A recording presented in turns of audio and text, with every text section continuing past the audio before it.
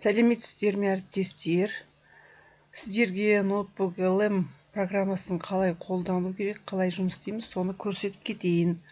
Ол үшін Google-да мінекей өздеріңіздің аккаунттарыңыз тұрады оң жақта. Сол жердегі мына 9 нүктені басамыз. Сосын төмен қарай түссеңіздер, осы жерде міне ноутбук LM деп тұрады. Осындай терезе ашылады. Мен мінекей көптеген тақырыптарға байланысты өзіме керекті видеоларды, слайдтарды жасадым. Енді бұл программаға кіру үшін міне жаңасын жасау.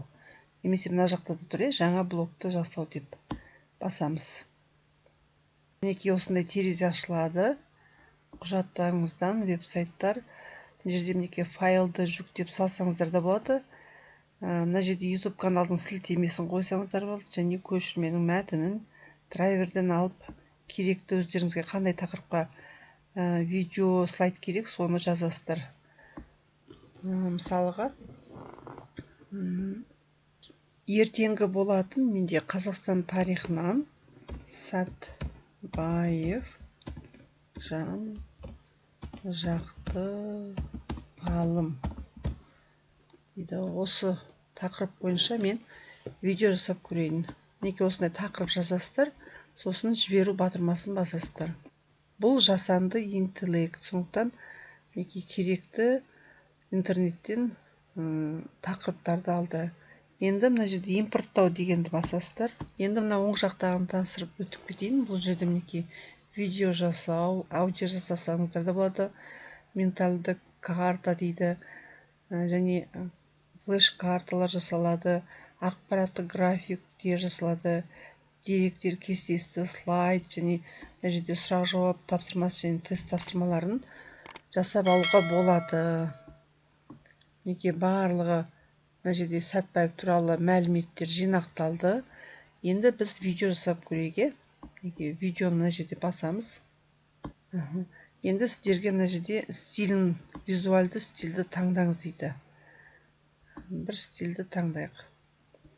Аниме дегенді таңдайық. Және астына жазамыз. Сәтбаев жан жақты ғалым тақырыбына қазақша жасап бер. Жазайықта жасау деген батырманы басамыз.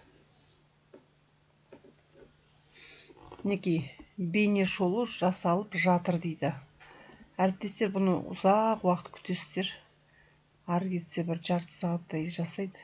Ал әріптестер, тыңдап көрейік. Мінекей видео жасалды. Сәлеметсіздер ме? Бүгін біз уақыт өткен сайын тұлғасы асқақтай түсетін заңғар тұлға Қаныш Сәтбаев туралы әңгімелейміз.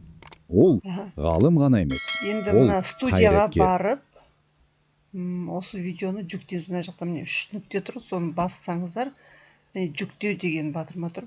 Жүктеп аласыздар өздеріңізге. Мінекей жүктелді.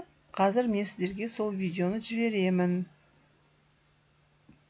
Менің каналыма тіркеліп, лүпіл басып, пікір жазуды ұмытпаңыздар. Әріптестеріңізге таратып жіберсеңіздер де болады.